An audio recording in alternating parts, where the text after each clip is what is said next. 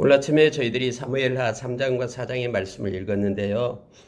계속해서 지금 다윗이 헤브론에서 7년 6개월 동안 이렇게 왕으로서의 역할을 할 때에 이스라엘 땅에서 일어나고 있는 일들을 기록하고 있습니다.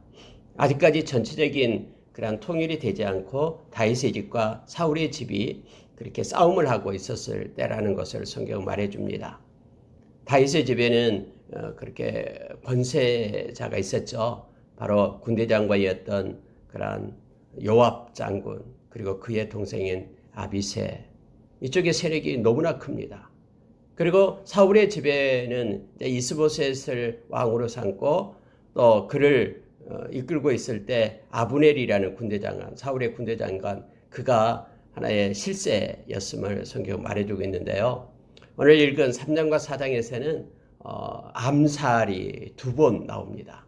암살 사건이 나오는데 언제나 다윗은 그렇습니다. 다윗은 사람들은 이렇게 다윗의 적으로 생각되는 사람을 죽이면은 그렇게 다윗이 기뻐하고 그렇게 다윗에게 뭔가 큰 것을 선물을 또 어떤 후한 상을 받게 될 것이다라고 생각하는 이들에 의해서 그렇게 암살이 자행됐지만 언제나 사람이 죽을 때 그렇게 또 누군가를 죽이게 될 때요. 언제나 다윗은 그것을 반대하고 싫어합니다. 다른 사람의 생명을 취했던 그 사람을 언제나 다윗은 심판하고 있음을 보게 돼요. 이전에도 역시 마찬가지였고요. 그래서 여러분, 하나님이 주신 생명에 대해서 함부로 그 생명을 갖다 해하려는 암살은 너무나 엄청난 죄악이고요. 이것이 그들의 그런 그들이 가지고 있는 어떤 능력도 아니고요. 또 그들이 남의 생명을 해할 만한 그런 권세가 그들에게 부어진 것도 아니다라는 사실을 우리가 깨닫게 합니다. 다윗은 한 번도 자기를 위한답시고 누군가의 생명을 취할 때에 그 사람을 가만두지 않았습니다. 왜냐하면 모든 생명은 하나님께 있고요. 그리고 하나님의 방법대로 또 하나님께서 그렇게 인도하시는 대로 그렇게 모든 문제들이 해결될 것을 다윗은 원하고 있고 또 그걸 바랬던 것입니다. 인위적으로 사람에 의해서 어떤 상황에 의해서 또 어떤 조건에 따라서 그렇게 생명을 해하는 것을 다윗은 원치 않았고요. 또 이러한 말씀을 읽고 있는 저와 여러분에게도 동일한 메시지를 하나님께서는 허락해 줍니다. 아무리 힘들게 하고 어렵게 해도 그들의 생명을 취할 수 있는 권한이 우리에게는 없다라는 것을 성경은 가르쳐주고 있으면 보게 됩니다. 여러분 다시 한번 3장과 4장에 있는 말씀 가운데 몇 군데를 우리가 묵상하고요. 이 시간에 기도하는 시간을 갖도록 하겠습니다. 3장 1절에 보니까 성경이 이렇게 나타납니다. 사울의 집과 다윗의 집 사이에 전쟁이 오래매 다윗은 점점 강하여 가고 사울의 집은 점점 약하여 가니라. 해서 하나님의 섭리 가운데 그러한 모든 일들이 이렇게 행해지고 있다는 것을 전지자적 시점에서 우리에게 가르쳐주고 있습니다. 금방 안 됩니다. 마치 사울이 죽으니까 금방 다윗에게 기름 부어가지고 그냥 왕이 되고 온 이스라엘 전체 왕으로서 등극하고 또 하나님께서 기름 부었기 때문에 그가 통치할 것이다라고 우리는 대부분 생각하잖아요. 어떤 일이든. 하나님께서 행하시면 금방 행하실 거다라고 우리가 생각하는데 하나님은 반드시 때가 있다라는 것을 우리에게 말해줍니다. 성경 우리에게 가르쳐준 메시지가 그거죠. 하나님은 인자가 아니기 때문에 사람이 아니기 때문에 후회함이 없다라고 말합니다. 하나님의 시간은 정확하다라는 것을 우리가 기억해야 돼요. 그러나 사람들은 점점 조급해지기 시작합니다. 이게 모든 세상에 돌아가는 이치다라고 디모데후서 3장 1절에서 5절에서 가르쳐주죠. 세상은 점점요 자기의 유익에 따라 또 자기가 원하는 것에 따라서 막 어제는 적이었다고 오늘은 친구가 되고 막 이런 세상이에요. 근데 배반하여 파는 일들이 막 나타나요. 자기의 입맛에 달면 삼키고요, 쓰면 뱉어내는 자기중심적인 그런 세상으로 점점 변질돼 가죠. 뿐만 아니라 조급해진다고 했습니다. 사람은 막 조급하고 안달합니다. 뭔가 빨리 성취되기를 바라고 그러면서 하나님 앞에 그렇게 자기 욕망을 따라 살아가는 거예요. 그래서 세상이 점점 그렇게 변해간다고 말하는데 그러나 하나님의 시간은 정확하고요. 하나님의 카이로스 때는 어김없이 온다라는 것을 우리가 기억하기를 원합니다. 하나님의 때에 다윗을 세우려고 정해두고 있는 거예요. 점점점 세상의 흐름은 안 될 것 같지만은 이제는 사울의 집은 기울고 다윗의 집이 이제는 왕성하게 점점 강해져 간다라고 성경은 표현해 주고 있습니다. 그러면서 2절에서 5절 보니까요. 다윗이 헤브론에 와서 아들을 낳았는데 6명의 아들을 낳은 것을 성경 말하고 있고요. 또 각자 아들마다 다 그 부인이 따로 있었음을 말합니다. 아니 다윗도 하나님의 사람인 다윗도 그렇게 여러 명의 그렇게 아내를 두었는가 우리가 이렇게 의아해할 수가 있습니다. 또 하나님께서는 그렇게 허락하는가에 대해서 우리가 그렇게 생각할 수도 있는데요. 하나님께서 우리 주님께서도 그렇게 우리에게 가르쳐 줬듯이 하나님께서 원하는 것은요. 창세기 2장 24절의 말씀처럼이에요. 일부일처제죠. 한 사람이 자기 부모를 떠나 한 여자와 그리고 결혼하여 한 가정을 이루는 것, 일부일처제가 하나님께서 요구하는 것이죠. 그러나 그때적인 모든 상황과 흐름, 그 중군동 지역에 있었던 그런 문화를 보게 되면 일부 다처제예요. 뭐 지금도 이슬람은 이제 일부 다처제로 있잖아요. 일부 다처제였습니다. 그래서 마치 많은 여인을 내가 거두릴수록 자기의 그 권세와 권위가 있는 것처럼 그렇게 행해졌던 그런 타락한 문화 속에 있었는데 그 문화 속에서 다윗도 역시 자유롭지 못했다라는 것을 우리가 말씀을 통해서 보게 되는 거예요. 그래서 6명의 아들이 나옵니다. 첫째가 암논이었고요. 그 다음에 둘째가 길르압, 셋째가 압살롬, 넷째가 아도니아, 그리고 다섯째가 스바랴, 여섯째가 이드리암. 이렇게 아들들이 나오고 또 부인들도 기록되고 있음을 보게 됩니다. 모세의 율법에서는 이스라엘의 왕이 된 자는 여러 아내를 두지 말라라고 신명기서 17장에서 분명히 경고를 했어요. 그런데도 뭐 다윗 비롯해서요 많은 아내를 둡니다. 그리고 다윗의 아들인 솔로몬은 엄청난 아내를 두게 되죠. 하나님의 말씀에 반대된다라는 것을 성경은 말해주고 있습니다. 신앙의 인물인 다윗도 그 시대의 상황에서 이처럼 자유롭지 못했다라고 말씀을 통해서 우리가 볼 수가 있는 것입니다. 그런데 여러분 이제 6절 이하에 보니까요. 그 아브넬이 다시 한번 등장하는데요. 아브넬이 사울의 집에서 권세를 얻게 됩니다. 그런데 어떤 사건이 나타나게 되냐면은 죽은 그런 사울에게 첩이 있었는데 그 첩이 리스바예요. 리스바가 아마 가장 이쁘게 생겼나 봐요. 그런데 이 아브넬이 그 사울의 첩이었던 그 리스바를 갖다 취합니다. 그리고 그 사울의 첩과 통관을 하는 사건이 나타나게 돼요. 그랬더니 이 사울의 아들이었던 이스보셋이 화를 내면서 그렇게 아브넬에게 얘기합니다. 분을 내면서 그렇게 말을 합니다. 네가 어찌하여서 내 아버지의 첩과 그렇게 통관했느냐 하면서 막 말하고 합니다. 그랬더니 아브넬이 또 이스보셋에게 또 다시 막 분을 내면서 또 다시 싸우기 시작합니다. 그래서 내가 너의 사울의 집과 네 형제와 네 친구들에게 은혜를 베풀어서 다윗의 손에 넘겨주지 않고 지금 지키고 있는데 오늘 이 여인 때문에 나에게 허물을 돌리느냐 하면서 이제 서로 내분이 일어난 것을 보게 됩니다. 분열이 일어나게 되죠. 여러분 언제나요? 하나님께서는 성경에 그렇게 우리에게 말해주고 있죠. 하나님이 심지 않는 것은 반드시 뽑히게 되어 있다라고 말합니다. 우리가 요한계시록에서도 하나님께서 열어두면은 닫을 자가 없고요. 닫으면은 열 자가 없다라고 우리에게 가르쳐주죠. 모든 역사도 하나님의 뜻 가운데서 성취되고 이루어감을 알게 합니다. 언제나 악한 자의 그런 멸망은 이 분열에서 오는 거예요. 그래서 내적인 분열이 사울과에 일어나게 됨을 알게 합니다. 왜 아브넬은 그런 사울의 첩을 갖다 그렇게 통관하고 그를 그렇게 욕보이고 또 자기의 수하에 그렇게 두었는가 그러면 이것은요 하나의 그 실세를 나타내고 있는 것이죠. 다시 말하면은 원래 그 왕의 첩을 건드린다라는 것은요 아주 어떤 단순한 모욕이나 불륜의 차원을 넘어서는 거예요. 이것은 왕권에 대한 도전이거든요. 우리가 잘 알다시피 압살롬이 그 다윗을 막 죽이겠다고 아들이 막 다음에 쫓아올 때에 그 후궁을 두게 되었죠. 근데 그렇게 얘기하죠. 후궁하고 대낮에 백주에 이렇게 동침하게끔 그렇게끔 하죠.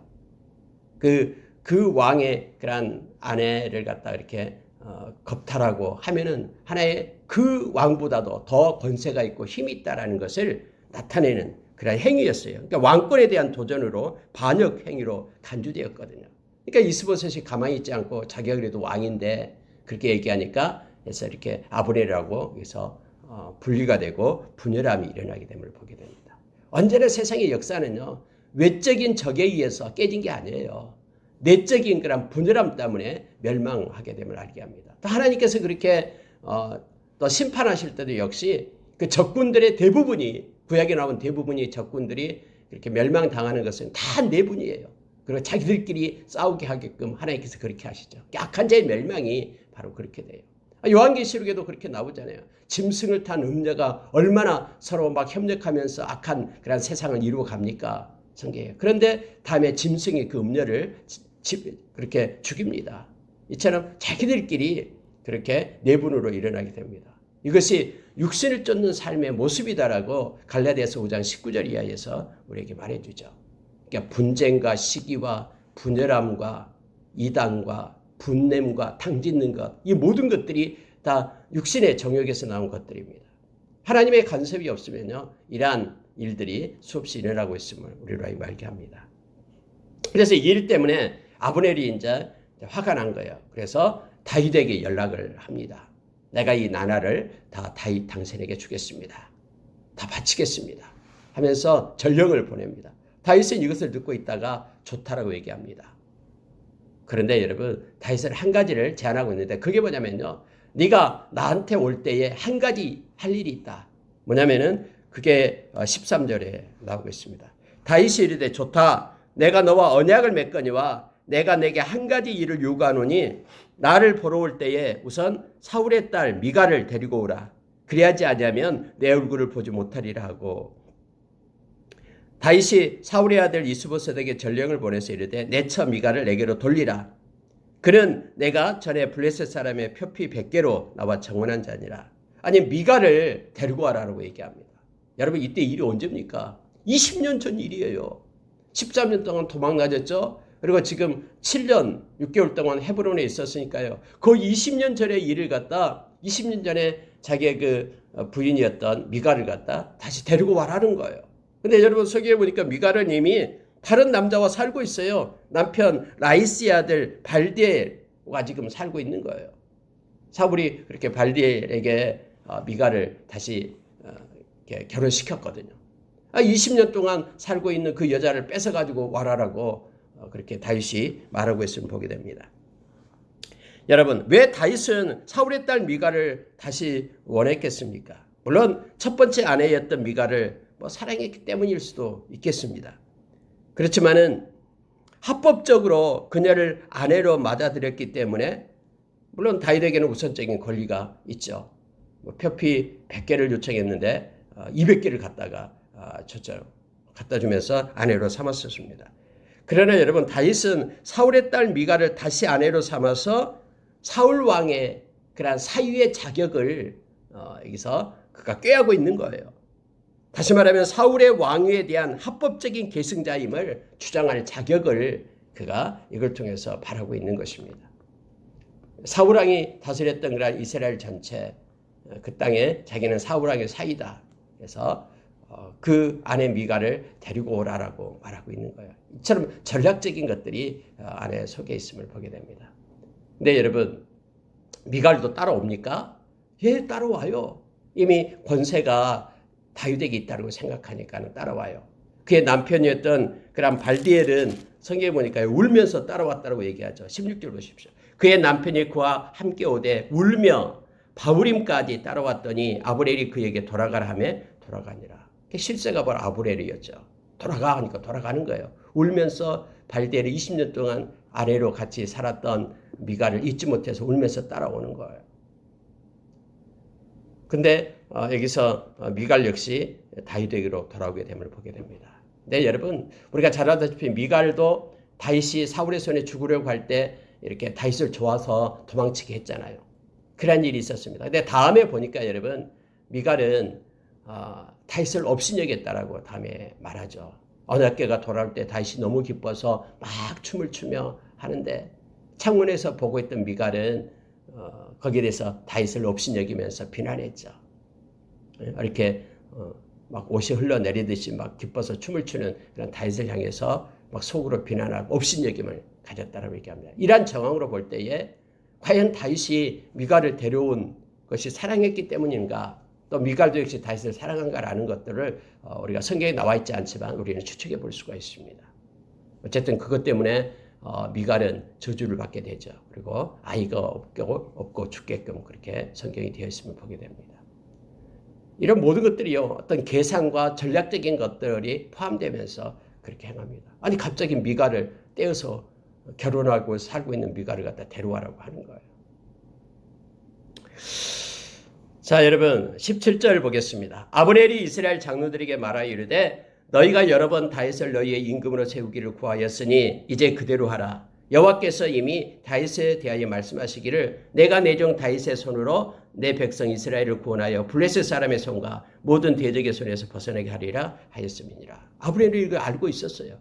그런데 그 전부터 그 모든 나라를 다윗에게 이렇게 돌리면서 협력하지 않았습니다. 자기의 권세와 가지고 사울의 그 아들이었던 이스보셋과 함께 있었죠. 근데 이제 내분이 일어나고 되다 보니까 이제 말씀을 생각하고 다윗에게로 돌리면서 이스라엘의 장로들을 설득하고 있는 내용을 보게 됩니다. 모든 것들이요 다 자기 중심으로 일어나면서 그리고 또 야합하면서 이렇게 이루어지고 있음을 성경은 우리에게 가르쳐 줍니다. 세상의 이치가 그렇다라는 거예요. 이제 아브넬이 왔습니다. 근데 요압 장군은 없었어요. 그리고 잔치를 베풀고 그들을 돌려보냅니다. 근데 요압이 이제 그때 이제 들어오는 거예요. 그랬더니 어떤 소식을 들리냐면은 아브넬이 왔다 갔다 한 소식을 들은 거예요. 그러니까 아브넬이 다윗을 찾아갑니다. 그러면서 다윗 앞에 서서 이렇게 말하는 거예요. 요압이 어찌하여 그를 보내 잘 가게 하였습니까? 막 마치 다윗을 갖다 막 책망하듯이 이 요압이 그렇게 얘기하는 거예요. 그렇게 말하고 있음을 보게 됩니다. 이것은 속임입니다. 모든 것을 왕이 하시는 일을 알려고 그가 온 것입니다. 다 속이는 거고요. 하면서 막 다윗에게 막 다윗을 갖다 호통을 치고 있는 거예요. 요압이요. 근데 여러분 뒤에 보십시오. 다윗이 꼼짝을 못해요. 아무 말이 없습니다. 그리고 마치 이제 요압이 나가서 전령을 보내요. 성경에 그렇게 되어 있잖아요. 이에 요압이 다윗에게서 나와 전령들을 보내 아브넬을 쫓아가게 하였더니 시라 우물가에서 그를 데리고 돌아왔으나 다윗은 알지 못하였더라. 여러분 전령을 보낸다라는 것은요. 누구의 이름으로 전령을 보내냐면 왕의 전령을 보낸다라는 거예요. 위장해가지고 요압이. 그리고 실제 다윗에게는 알리지도 않고 이만큼 권세가 있다라는 거예요. 오히려 다윗보다도 실제 군사령관이었던 요압이 더 실세가 있었음을 성경은 말해주고 있어요. 왕의 명령으로 전령을 보내가지고 지금 가고 있는 아브넬에게 보낸 거예요. 왕이 당신을 지금 잠깐 오라고 합니다. 그러니까 아브넬은 오겠죠. 근데 요압이 살짝 그를 데리고 가서 성경에 보니까는 배를 찔러 죽이니 그가 자기의 동생 아사엘의 피로 말미암이더라. 그래서 자기 동생을 죽였던 아사엘 동생 그 아사엘을 죽였던 것 때문에 아브넬을 죽여버리는 거예요. 아브넬은 어떤 사람입니까? 지금 북이스라엘의 모든 것들을 다윗에게 바치기 위해서 다윗과 언약을 맺었던 사람이죠. 근데 이 모든 사실을 다윗은 몰랐다라고 얘기합니다. 28절 보시기 바랍니다. 그 후 다윗이 듣고 이르되 넬의 아들 아브넬의 피에 대하여 나와 내 나라는 여호와 앞에 영원히 무지하니 이 죄가 요압의 머리와 그의 아버지의 온 집으로 돌아갈지어다. 또 요압의 집에서 백탁병자와 나병 환자나 지팡이를 의지하는 자나 칼에 죽는 자나 양식이 떨어지는 자가 끊어지지 아니할지로다 하니라. 여러분 이 사실은 이제 다윗이 알게 되는 거예요. 그러면서 다윗이 요압을 향해서 저주하는 내용이 나오고 있습니다. 힘으로는 안 돼요. 만약에 힘이 셌다 그러면 요압을 제압했겠죠. 아비새, 요압, 그들은 다 군대 그런 권세를 가지고 있기 때문에요. 그러나 지금 그냥 저주만 하고 마는 거예요. 네 가지를 저주를 합니다. 여러분, 왜 다윗이 이렇게 아브넬을 죽인 요압을 갖다 그렇게 저주를 할까요? 다시 말하면은 그 이스라엘의 통일을 막으려는 사탄적 행위로 그 요압의 행위를 본 거예요. 언제나 여러분, 이 사탄은요, 뭔가 하나가 되고 회복되고 있는 것을 방해를 합니다. 언제나 악한 자는 분열함이 일어나게끔 해요. 이 아브넬이 지금 전 유다와 북이스라엘을 하나로 합하겠다라고 그렇게 연약을 하고 다윗에게 충성하겠다고 그렇게 했는데 이것을 사탄은 보지 못하는 거예요. 그래서 사탄은요, 요압을 통해서 그렇게 아브넬을 제거함으로 인하여 이렇게 통일을 되지 못하게끔 그렇게 악한 짓을 하고 있음을 보게 됩니다. 여러분, 요압은 언제나 그런 편에 서게 됩니다.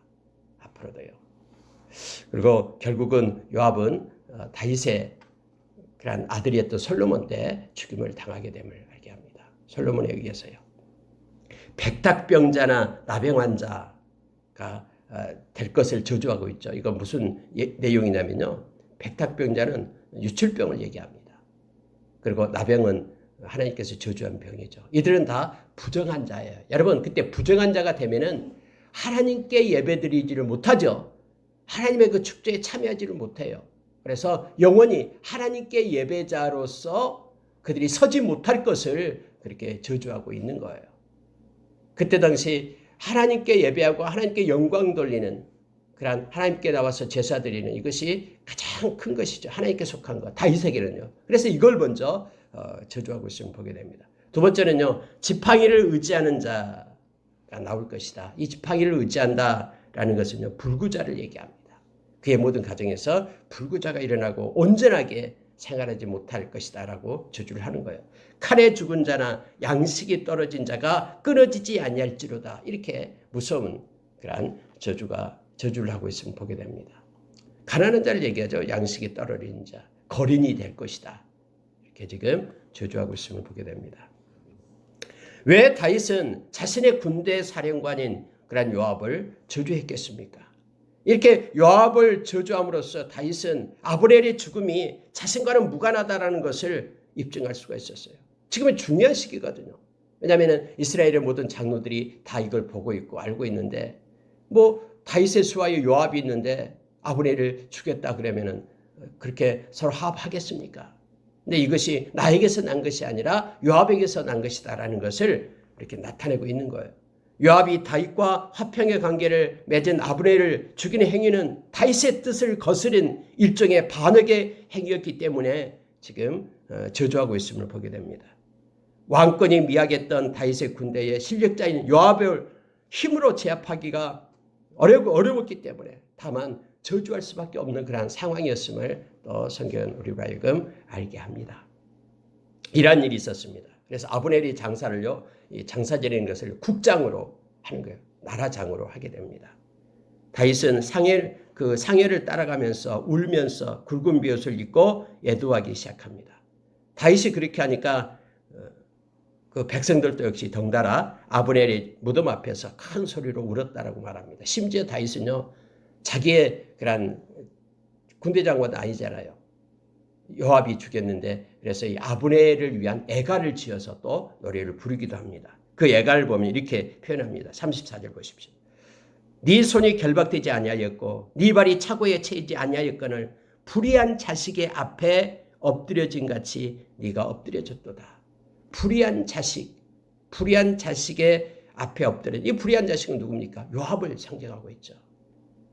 불의한 자 요압 앞에 엎드려진 같이 내가 엎드려졌도다 하면서 슬픈 노래를 불러서 그렇게 나타냈습니다. 그랬더니 여러분 놀라운 사실이 나타나게 됩니다. 해가 지기 전까지요 먹지를 않았어요. 금식하면서 그렇게 애통을 했습니다. 그랬더니 이것을 보고 온 백성이, 성경은 그렇게 표현해주고 있어요. 36절 보십시오. 온 백성이 보고 기뻐하며 왕이 무슨 일을 하든지 무리가 다 기뻐함으로 성경이 이렇게 말합니다. 여러분 비록 그러한 실세가 아니었지만 요압이 군사력을 가지고 있기 때문에 그가 이렇게 마음대로 행했지만 그러나 온 백성의 마음은 다윗에게로 향했다라고 지금 성경은 기록하고 있는 거예요. 성경에 특히 이런 말씀을 쓴 거예요. 왕이 무슨 일을 하든지 백성이 다 기뻐함으로 이렇게 되어 있죠. 무슨 일을 하든지 백성들은 왕의 편으로 마음을 돌렸다라고 말합니다. 이러한 일 때문에요. 아브넬에 대한 슬퍼하는 일 때문에. 이 기뻐하다라는 단어가요, 히브리어로 토브라는 단어입니다. 원래 토브라는 것은요, 선하다, 옳다라는 뜻입니다. 왕이 무슨 일을 하든지 다 왕의 일은 옳은 것으로 이렇게 백성이 마음을 정했다라고 말합니다. 여러분, 하나님께서는요, 하나님이 하시는 모든 일은 다 토부입니다. 그것은 하나님이 뭐 어떤 일을 옳고 어떤 일을 그렇지 않고가 아니에요. 하나님이 행하신 모든 일은 다 토부, 다 옳고 선한 일임을 우리는 기억해야 됩니다. 하나님의 허락 없이는 우리 앞에 나타난 일이 없는데요. 그래서 우리가 어떤 일을 당하든 하나님이 행하시는 일, 하나님께 맡기고 하나님을 의지하면서 갈 때 하나님이 우리 앞에 펼치는 모든 일은 다 아름답고 좋은 일이다라고 우리가 기억을 해야 돼요. 그래야지만 우리는 하나님 앞에 감사할 수 있습니다. 근데 마치 이 다윗이 지금 백성들 앞에서 백성들이 지금 다윗을 향해서 그가 하는 모든 일은 어떤 일을 하든 톱으로 받았다라고 지금 말하고 있는 거예요. 하나님께서 이렇게 백성들의 마음을 다윗과 함께로 돌리게끔 그렇게 하는 것입니다. 무슨 일을 하든 백성들이, 온 백성이, 모든 무리가 그렇게 기뻐했다. 선하고 옳고 옳다라고 여겼다 말합니다. 그래서 37절이니까요. 이 날에야 온 백성과 온 이스라엘이 넬의 아들 아브넬이 죽인 것은 왕이 한 것이 아닌 줄을 알게 되었다라고 말합니다. 여러분 39절 보십시오. 성경은 직접 이렇게 표현해 주고 있는데요. 다윗 왕의 그 모습을, 슬픈 모습을 나타냅니다. 내가 기름 부음을 받은 왕이 되었으나 나는 왕이다라는 거예요. 오늘 약하여서 수루야의 아들인 이 사람들을 제어하기가 너무 어려우니 여호와는 악행하는 자에게 그 악한 대로 갚으실지로다 하니라. 여러분 이게 뭐냐면요, 다윗의 기도예요. 다윗이 지금 누구한테 하는 얘기냐면요, 하나님 앞에 엎드려 사는 기도입니다. 여호와는 하면서 하나님 여호와여, 악한 자에게 그 악한 대로 갚으십시오. 하나님께서 갚으십시오. 나는 왕이 되었지만은 나는 힘이 없고 연약합니다. 그래서 그 요압 스루의 아들을 제어할 수가 없습니다. 그러니 여호와여 보시고 악한 자에게 하나님의 방법으로 갚으십시오. 라고 하나님 앞에 엎드려 기도하고 있는 다윗의 모습을 성경은 기록해주고 있는 거예요. 다윗은 막 힘이 있고 하나님 의지하고 모든 일을 막 행하는 것 같죠. 근데 실제적인 그런 삶 가운데는 또 이러한 일이 있었음을 성경은 표현해주고 있습니다. 우리의 삶 가운데도요, 우리를 힘들게 하고 억압하고 또 마음 아프게 하고 슬프게 하는 일들이 있어요. 그럴 때 여러분, 다윗이 했던 일 것처럼요, 이 모든 것들을 대항해서 싸우기보다는 하나님 앞에 기도자로 먼저 서야 됩니다. 그래서 하나님께 맡기는 거예요. 하나님 앞에 맡길 때만 우리는 마음의 분노가 사라져요.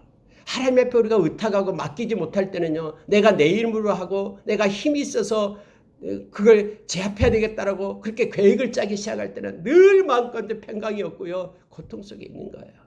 그래서 원수가 없는 모든 일은 우리가 하나님 앞에 맡겨라라고 우리가 로마서 12장에서 성경 우리에게 말씀해 주고 있죠. 그럴 때만 우리 마음의 평정심을 가지고 살아갈 수 있어요. 삶에 있어서 여러 가지 굴곡진 일들을 만나요. 그럴 때마다 우리는 하나님 앞에 의탁하고 맡기는, 그래야지만이 우리의 마음에 주님이 주신 평강과 위로를 가지고 기쁨으로 살아갈 수 있음을 보게 됩니다. 다윗의 이 상태가 얼마나 힘들었겠습니까? 근데 다윗은 하나님 앞에 의지하면서 기도로 나아가고 있음을 보게 됩니다. 여러분 4장에 가면은요, 이제 4장에서는 누가 죽냐면은 이스보셋이 죽는 그런 사건이 나오게 됩니다. 그 형제가 있었는데 네갓과 바하나라는 형제가 있어요. 이들은 물론 성경에 보니까 베냐민 지파 사람입니다. 여러분 베냐민 지파 그러면은 사울 왕도 베냐민 지파였잖아요.